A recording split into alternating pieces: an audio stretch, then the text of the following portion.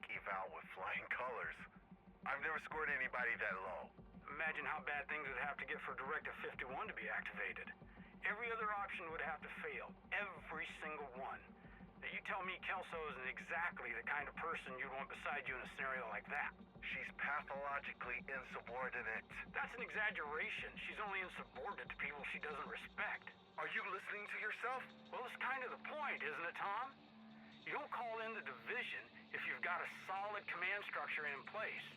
And if you have a failing command structure, the last thing you want is someone who's going to blindly carry out bad orders. I've already passed her.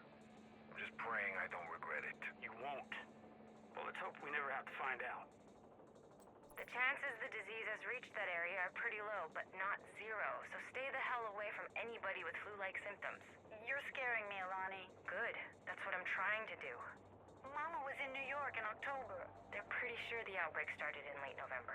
And if Mama was exposed, she'd have shown symptoms long before now. Okay.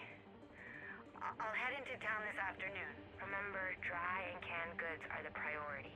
Assume you might have to make do for months. I sure hope you're overreacting. So do I, Tutu. Okay, so where do we stand? Basically, everybody outside about a 50-mile radius of DC is completely cut off from the network. Completely. What do we do about it? First, we need to assess the full scope of the damage, which means going places that won't be easy to get to. Because they're in hostile territory. It's not just that. The flooding did a lot of damage, especially underground, which is where most of our infrastructure is located. You think it was flooding that caused the network to go down? Not a chance. This was deliberate. What about you? What was your moment? My moment? That made you want to join up? Oh, Hurricane Aniki. I was just a kid, but I still have nightmares about it. You wrote it out? We didn't have a choice. Damn. It wasn't just the storm, though. There was no power for months. Roads out, houses collapsed, or with their roofs torn off. I can see how that would have been a formative experience. Yeah, but it wasn't just the bad. It brought our community together. We made some friends for life that we might never have got to know otherwise. Plus, there was still a world out there. You knew there were places you could go where everything was just fine. That makes a difference. What's wrong? You seem a little down. It's nothing. Oh, don't give me that. Something's on your mind. It's none of your business, Manny. Jesus. It is my business because it affects me when you're moving around like this. You want to know what I'm thinking? Yes, that's why I asked. I'm thinking I chose wrong. That I'm in the wrong place doing the wrong things. What are you talking about? Being here, in DC, instead of being home with my family. I know the feeling. I think everybody does.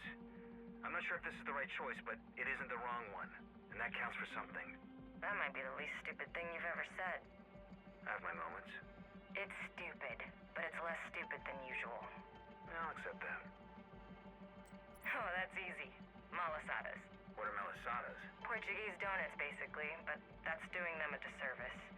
My friend's mom made the best ones I've ever had. God. I wonder if she's still alive. I'm sure she's fine. I mean, it's an island, so it's completely feasible they managed to keep the virus out. Plus, doesn't Koei have like a 365-day growing season? They got really good odds. You're probably right. Of course I'm right. I'm literally about to cry because there's a chance I can eat my friend's mom's malasadas again someday. How pathetic is that? Not even a little bit, Kelso.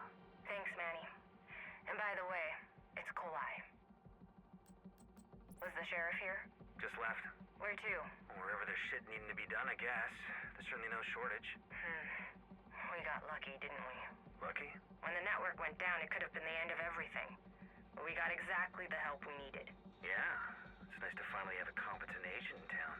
Ha-ha. You got me. She still hasn't spoken yet? Not a peep. I guess it's not exactly shocking considering what she's been through. Are you sure it's not medical? I mean, we aren't exactly state-of-the-art here, but we haven't found any problems. What can we do for her? Teresa's been working with her as much as she can. Activities mostly. Painting, games, that kind of thing. Is it helping? Yeah, for sure. But it's a process, and Teresa has a lot on her plate. Maybe if you can stop by sometimes? Me? The only time that little girl lights up is when you're around. Okay. Yeah. Sure. I know you're busy. I'll make time. I think they were counting on steamrolling us, which they didn't manage to do. They came pretty damn close. These guys specialize in low exposure ops. Get in, do the job, get out. The last thing they'd want is to get caught up in a drawn-out engagement that ties up their assets and limits their adaptability. Maybe, but they seem to have a lot of assets.